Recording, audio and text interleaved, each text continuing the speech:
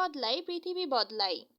এই স্লোগানকে সামনে রেখে নতুন বাংলাদেশ গড়ার লক্ষ্যে তারুণ্যর উৎসব 2025 উপলক্ষে শেরপুর সরকারি কলেজ কর্তৃক আয়োজিত জুলাই বিপ্লবের প্রেক্ষাপট ও ফ্যাসিবাদ বিরোধী আলোচনা সভা অনুষ্ঠিত হয়েছে।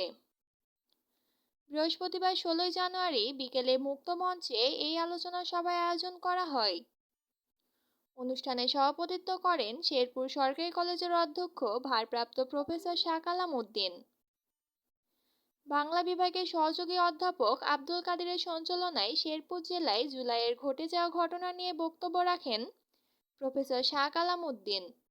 বাংলা বিভাগের সহযোগী অধ্যাপক ও বিভাগীয় প্রধান মোহাম্মদ মুতাসিম বিল্লাহ ও শেরপুরের বৈষম্য বিরোধী ছাত্র আন্দোলনের শিক্ষার্থীরা।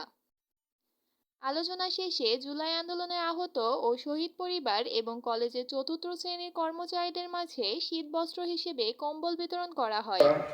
চাই যে আমাদের জুলাই স্টেট আমাদের সবার মধ্যে থাকুক, যে পরিবর্তনের আশা নিয়ে এই তরুণ সমাজ ছাত্র জনতা তাদের বুকে তাজা রক্ত ঢেলে দিয়েছে, এটা যেন কোনোভাবেই যেন বৃথা না যায়।